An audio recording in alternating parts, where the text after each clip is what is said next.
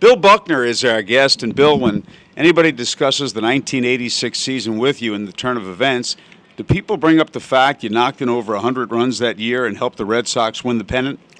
Uh, it's been a long time since that happened, and I mean, probably most young people or that people weren't around back then. They wouldn't know who I am, but now they, because of the World Series, they know who I am, and then they say, well, gee, this guy was a pretty good player. Got 2,700 hits.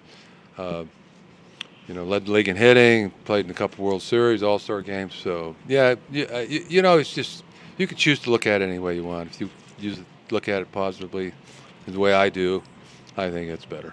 You came up originally with the Dodgers, and they signed so many other good ball players at that same time as well. Was it their scouting that was so special? They had great scouts, and the scout that signed me had drafted like five or six players that got the big leagues, which is unheard of for one scout to get that many good players. But it was just a combination of good scouting and opportunity and a little luck. And it wasn't too long after you got to the big leagues with him that you got to the World Series in 1974. Right. We came up with Lasorda. He was our manager, and in the rookie league team in 1968, our first year, we had Garvey, Sape, Bashoric, Ferguson, Yeager, Valentine. I mean, all these guys on the rookie league team. We kind of worked our way up. Garvey and I and Russell got to the big leagues a couple years early, but by 74, we were all together and on a roll. What was it like then playing with the Cubs? What was that experience being at Wrigley Field? That's a great place. I mean, just that atmosphere. When I got traded to the Cubs, I wasn't too excited about it. Being in Los Angeles, Dodger Stadium, Dodgers, probably the best organization in baseball, and beautiful stadium drawing 3 million people, which other teams didn't do back then. And so I got traded. I was disappointed, but that first year we came out of nowhere, and we're 7.5 games in first place at the All-Star break, and the fans were going crazy. I'd never seen anything like it. It was so much fun. It was the most fun year I've ever had in baseball, although we kind of fell apart. Bruce Sutter hurt his arm, and he was pitching 2 or 3 innings every night, and so we kind of dropped off. The Phillies passed us up. What about hitting at Wrigley Field as opposed to hitting at Dodger Stadium?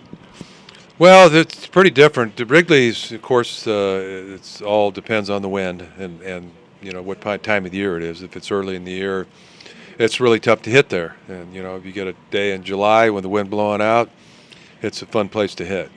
I'm played in some crazy games there, 23-22 against the Phillies, 16-15 against Cincinnati.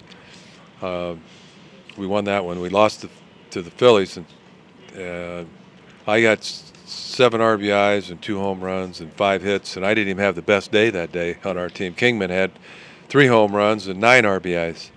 So they're different. Dodger Stadium, you had the good weather pretty much all the time. Kind of a pitcher's park, big stadium.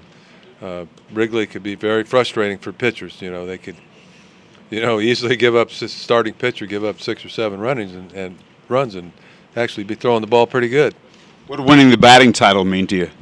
It was special. I mean, it's a team sport, and you're trying to get to the World Series. That's the goal. But individually, for me, winning the batting title was a thrill, because we were in last place and didn't have a lot to be happy about that year. But it was fun. It went down to the last day.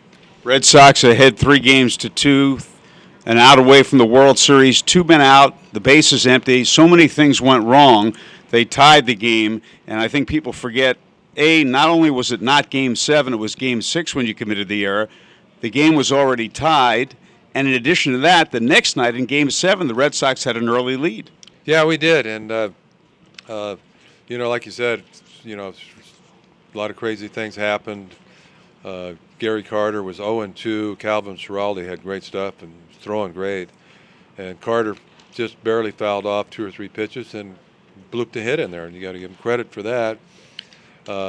That Kevin Mitchell pinch hit. He was in the clubhouse making his plane reservations to go home, eating a hot dog, had mustard all over his shirt when he came out to pinch hit, and he got a base hit. And then, but bottom line is the momentum of the game wasn't going good. I don't know if we had won that game or not. We had used up all our bullpen and they hadn't. So who's to say whether we would have even won that game? But all the stars lined up. New York, Boston. Boston had won forever, and the Babe Ruth and the Jinx or whatever they called it. What was it? What they called it? Curse of the The Curse of the Bambino. Yeah. So all that stuff. But baseball's a crazy game, and it's never over until that last out. Bill, nice to see you. I thank you very much and wish you the best of luck. Thanks a lot. That's Bill Buckner, and this is the Indianapolis Indians Broadcast Network.